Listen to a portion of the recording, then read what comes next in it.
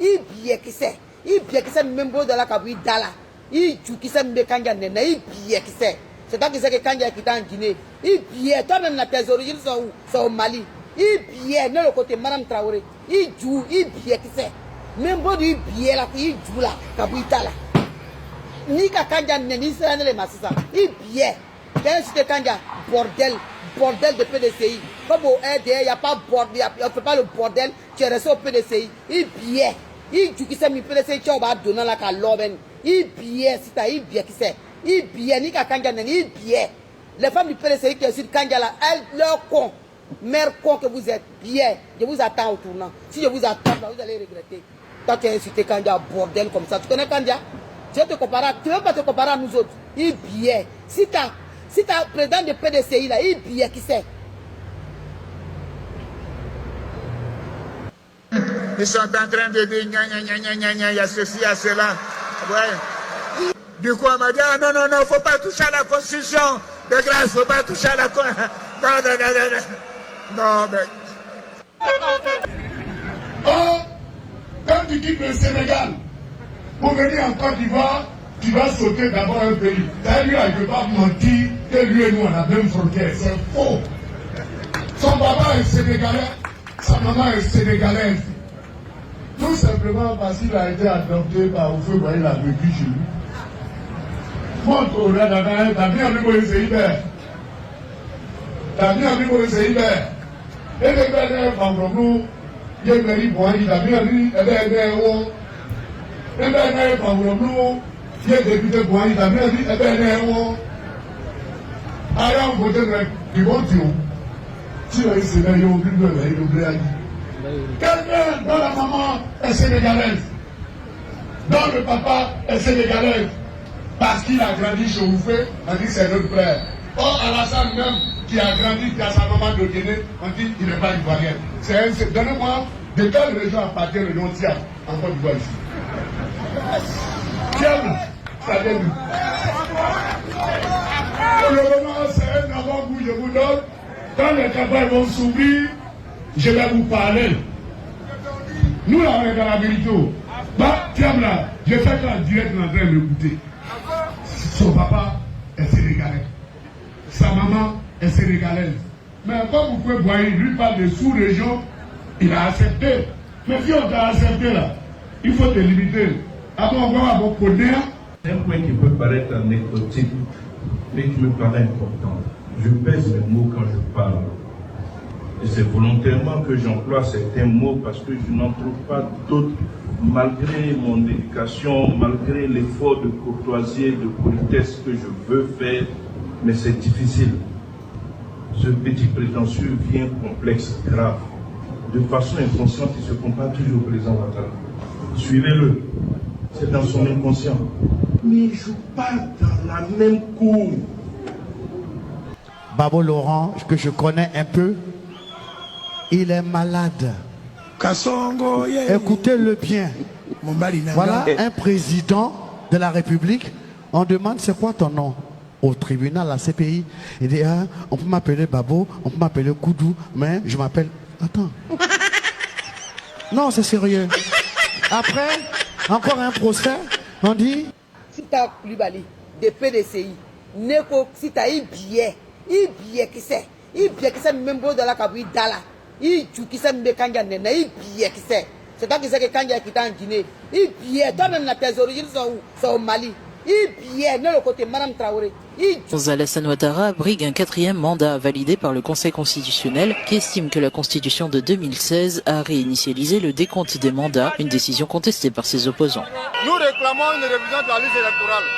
Nous réclamons une réinsertion des leaders politiques sur la liste électorale. Nous réclamons une réforme de la CEI. Nous réclamons une RLE en 2025. C'est tous ces griefs-là que le pouvoir sur lequel le pouvoir ne réagit pas. Donc nous sommes sortis pour demander au pouvoir de reconsidérer sa position. Cette mobilisation intervient alors que la commission électorale a refusé la candidature de personnalités emblématiques comme l'ancien président Laurent Gbagbo, l'ex-directeur général du Crédit Suisse Tidjane Thiam ainsi que d'autres dirigeants. Il faut venir en discuter. Soro doit rentrer. Bako est là. Thiam est là. Du mois prochain, je vous ai dit, moi je prêterai serment à Yamoussoukro. Je déménagerai à Yamoussoukro. Je vais exécuter toute une série de projets. Tous ces grands projets pharaoniques, est-ce qu'ils sont vraiment nécessaires? On évaluera. Monsieur Ouattara, est-ce que vous pouvez détailler un calendrier précis pour ces projets que vous voulez décliner dans la capitale nous avons dans mon programme de gouvernement, vous voyez, qui est là, nous avons dit clairement, c'est par écrit, que nous allons le faire. La première année, nous allons transférer la présidence, nous allons transférer le ministère de l'Intérieur. Il y a toute une série de ministères qui seront transférés. La deuxième année, ce seront d'autres ministères. Certains ministères économiques resteront à Abidjan. Moi, j'ai beaucoup étudié le cas de Brasilia et d'Abuja. Nous allons faire la même chose. Et nous allons le faire de manière méthodique, de manière rationnelle.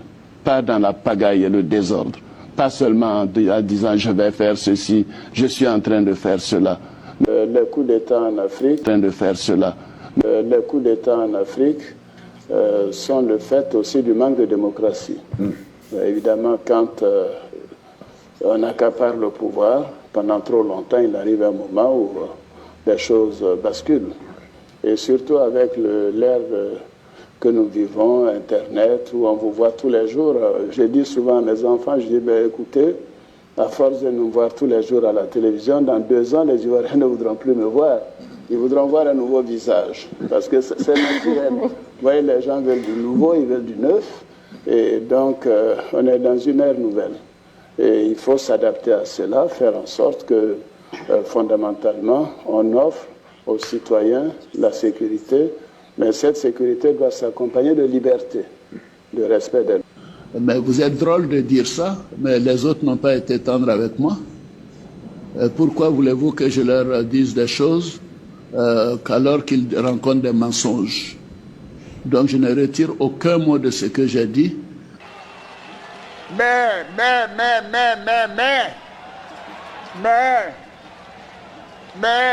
attention, mais je ne le ferai que je veux que tous ceux de ma génération comprennent que notre temps est passé. Et que nous devons tous nous mettre de côté. Alors si eux, ils décident d'être candidats, alors je serai candidat. Dieu merci, grâce à la France, nous sommes en vie. Monsieur le Président, si vous êtes réélu, un 3e mandat avec Alassane Ouattara est-il envisageable? Non, vous savez, à la fin de mon 2e mandat, j'aurai 78 ans. Même si une réforme constitutionnelle devait m'autoriser à le faire, ce que nous n'envisageons pas, c'est pas dans mes intentions. Mais l'élément, c'est que la démocratie contribue à la paix. Le manque de démocratie, l'exclusion de candidats ou d'électeurs, peut également contribuer à des perturbations inutiles. Il n'y aura pas d'exclusion de candidats, car c'est ce qui provoque des tensions. Oui, le temps de l'exclusion est terminé. Ceux qui excluent les candidats pour pouvoir rester au pouvoir, c'est pas mon genre. Vous savez, c'est très facile de faire de la manipulation quand on est au pouvoir. Quand on confisque les médias d'État. Quand on empêche les autres de s'exprimer. Quand on les accuse de tout et de rien, c'est mensonge. Mais. Contribue à la paix. Le manque de démocratie, l'exclusion de candidats ou d'électeurs, peut également contribuer à des perturbations inutiles. La démocratie contribue à la paix. Le manque de démocratie, l'exclusion de candidats ou d'électeurs, peut également contribuer à des perturbations inutiles. Il n'y aura pas d'exclusion de candidats. Il n'y aura pas d'exclusion de candidats, car c'est ce qui provoque des tensions. Oui, le temps de l'exclusion est terminé. Ceux qui excluent les candidats pour pouvoir rester au pouvoir, c'est pas mon genre. Le temps de l'exclusion est terminé. Ceux qui excluent les candidats pour pouvoir rester au pouvoir, c'est pas mon genre. Les candidats pour pouvoir rester au pouvoir, c'est pas mon genre. Vous savez, c'est très facile de faire de la manipulation quand on est au pouvoir.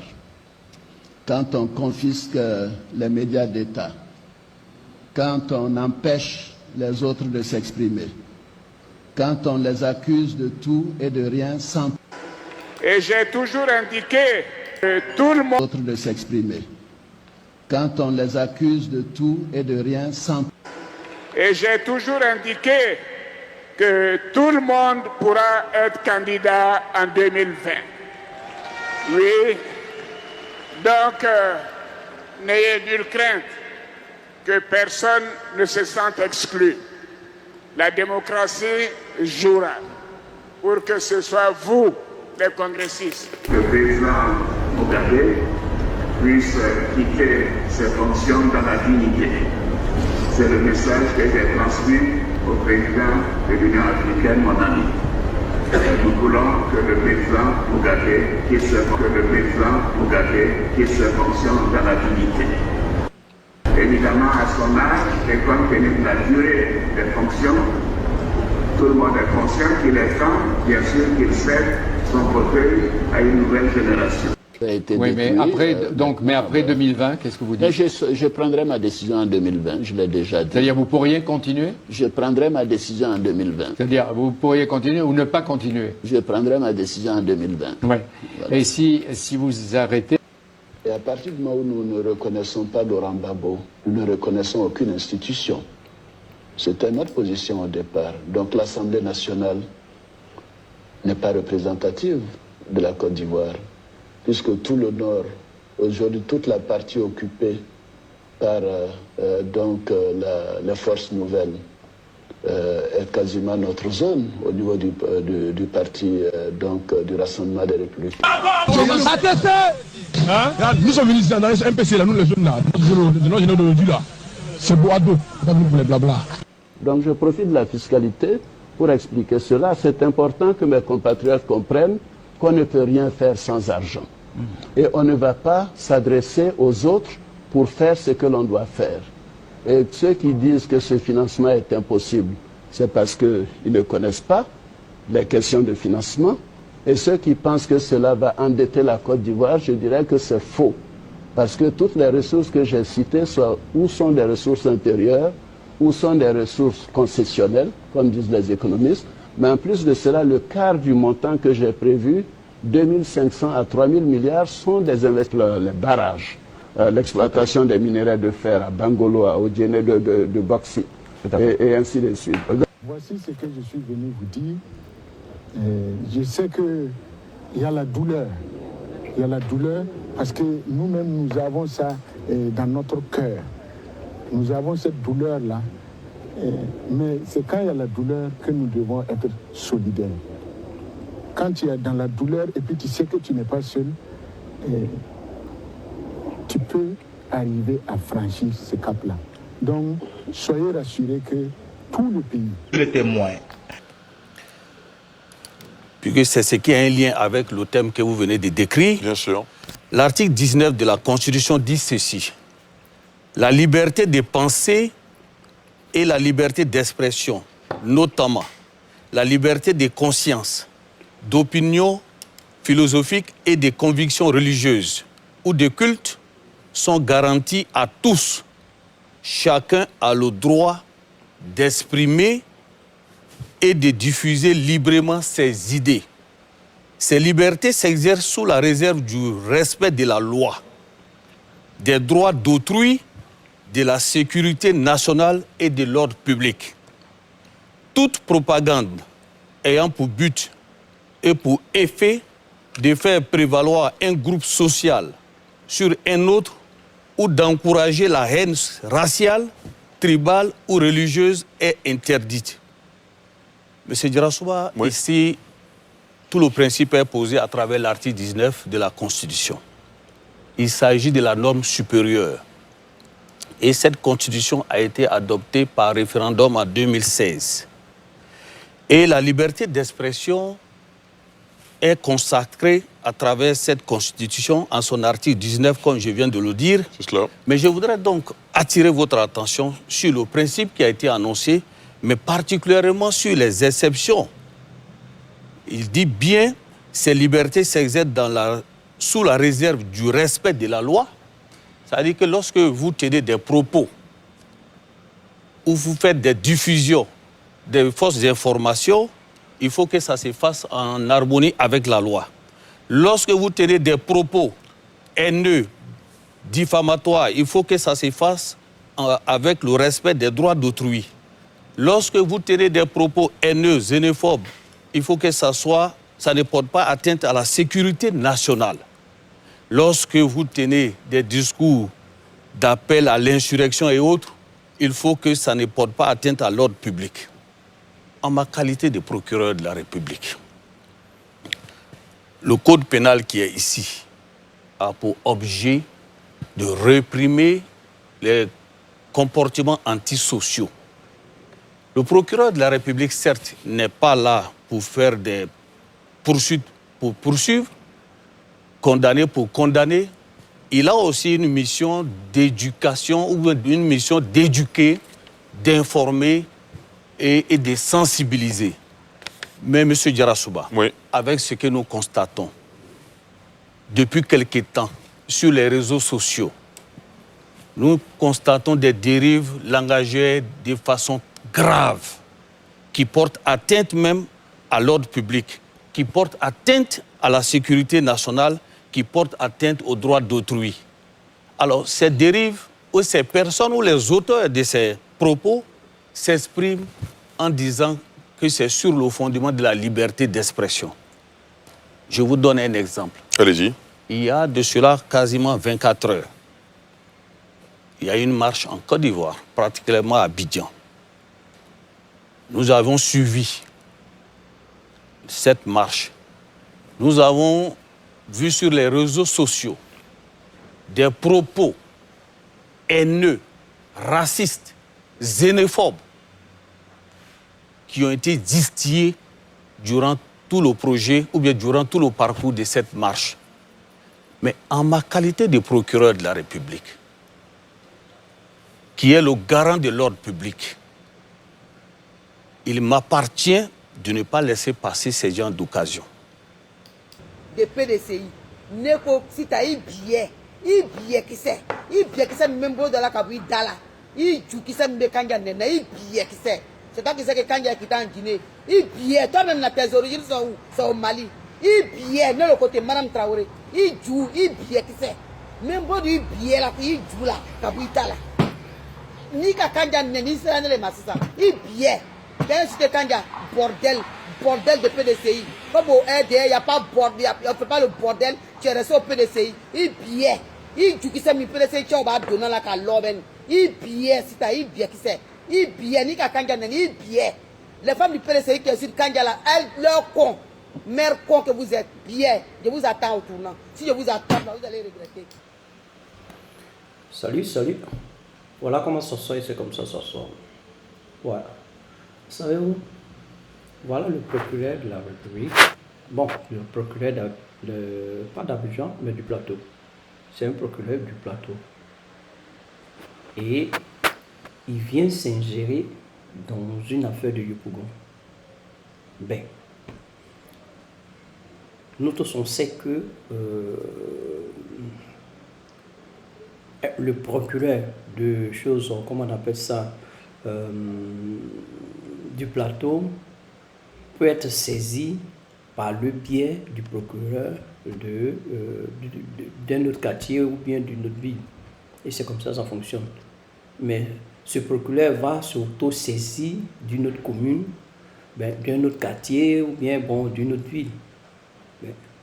C'est dans quel pays nous sommes? Bon. Un procureur qui dit, il prend l'article 19. L'article 19 de la Constitution qui dit que la liberté d'expression m'est limitée. Tu as une liberté moi j'explique ça en termes un peu plus compréhensibles, plus terre à terre, que tu as la liberté d'expression. Mais jusqu'à ce que tu n'atteignes pas la sensibilité, tu n'arrives pas à vexer, comment on appelle ça, autrui, une personne, quoi, qui n'arrive pas à vexer une personne en injurant, en faisant ceci, parce que c'est ce qu'il a expliqué dans son discours, que tu ne dois pas injurer une autre personne.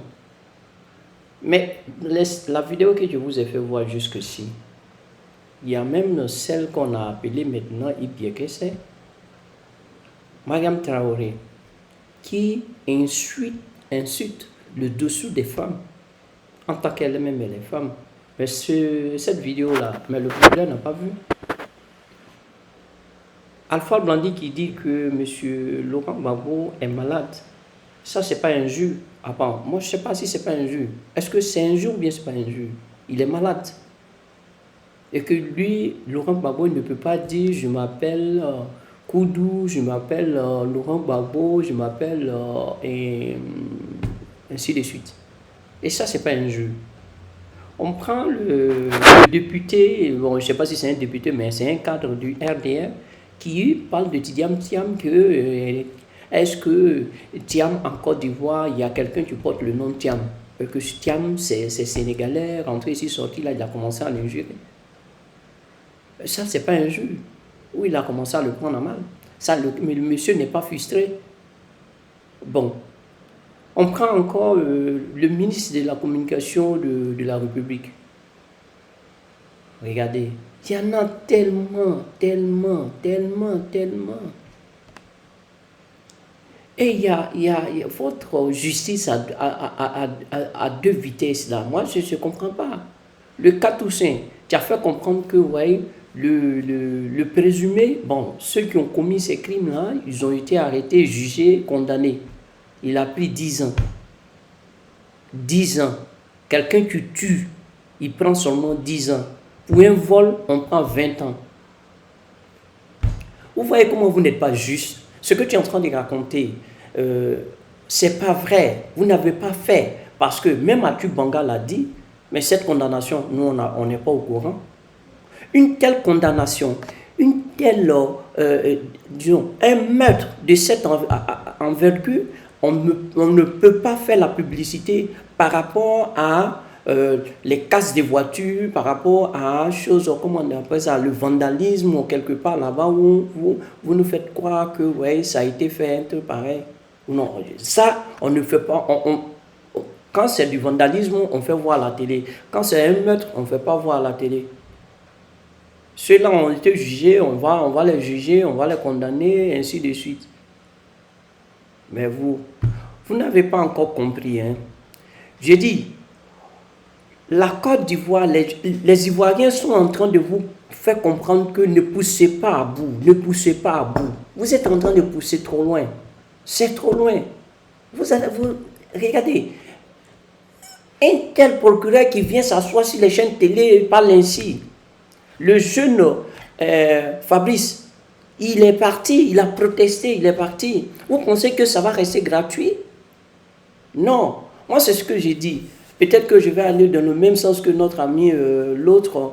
Et la Côte d'Ivoire aujourd'hui, j'ai dit la Côte d'Ivoire, le peuple ivoirien aujourd'hui doit quand même se mobiliser pour, comment on appelle ça, pas le boycott actif, mais c'est pour la désobéissance civile. Regardez, aujourd'hui où nous sommes là, on n'a rien d'autre que ça. On ne va pas prendre les armes, mais ça au moins on peut le faire.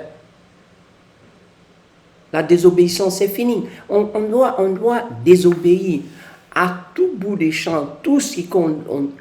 Même ne pas aller au travail, on ne va pas au travail, on est là, on va nulle part, on est là, on fait rien, on ne va pas bouger. Parce que même si vous allez au travail, vous faites quoi que ce soit, c'est les mêmes tracasseries que vous allez subir. Et quand vous gagnez votre salaire, ça rentre où? Ça rentre où? C'est encore les mêmes choses. C'est vrai. Vous allez dire pendant combien de temps on va pouvoir résister? Mais c'est mieux de mourir maintenant que de mourir à petit feu. Ou bien, si on se met tous ensemble, si vous nous mettez ensemble pour obéir à cet ordre-là, obéir à cette loi-là, parce que c'est quand même de droit de, comment on appelle ça, faire la désobéissance. Oui, c'est un droit. C'est comme marcher, c'est comme faire les marches comme on a fait le 9. C'est comme ça. Parce que tu vois. Donc, on n'a pas besoin d'attendre un mot d'ordre. J'espère que quand M. Laurent Gbagbo va venir parler, le président va venir parler, il va annoncer ça. Il va falloir qu'il annonce ça parce que c'est trop dans le sens que ce monsieur ne va jamais s'asseoir pour discuter. Il ne va jamais le faire. Vous voyez dans ses prises de proposition, ses prises de parole, il le dit toujours. Il a dit même, est-ce qu'à mon tour ils l'ont fait? Est-ce qu'à mon tour ils ont été tendres? Pourquoi moi je dois être tendre? Donc c'est un gars haineux qui est très rancunier, qui n'a pas de sentiment. Est-ce que ce monsieur aime vraiment la Côte d'Ivoire? Sent très bien que la Côte d'Ivoire est en ébullition. Est-ce qu'il est capable de dire, ah, je mets mon orgueil de côté, je mets ma personne de côté et je préfère la Côte d'Ivoire, comme M. Laurent Gbagbo l'a toujours fait. Vous n'êtes pas éligible, vous ne pouvez pas venir rester là. Donc, moi je dis, je pense bien que M. Laurent Gbagbo, dans son discours de ce samedi, il va pouvoir donner un mot d'ordre qu'on va tous suivre. On attend ces directives parce qu'il ne faudrait pas remettre, il ne faut pas venir nous dire qu'on n'a qu'à attendre encore jusqu'à la fin du mois d'août. Ça a apporté quoi? Si pendant 2 ans il n'a pas fait, il n'a pas voulu discuter, c'est pas à un mois des élections, il va vouloir discuter pendant 2 ans, depuis 2022. Moi, il a dit de 2022 encore, 2023. Il n'a pas voulu discuter. Donc, en ce moment-là, si il n'a pas voulu discuter au moment voulu, c'est pas maintenant qu'il va venir s'asseoir pour discuter. Donc, arrêtons de dire on l'attend à ce qu'ils viennent discuter. Ils viennent à la table de discussion. Non, il ne va pas venir. Il ne va jamais venir. Et il ne va jamais le faire. Il ne va jamais le faire. Lui, là, il n'a jamais voulu s'asseoir, discuter avec les gens. Il a toujours utilisé la force. Le nom, c'est la force, il lui connaît.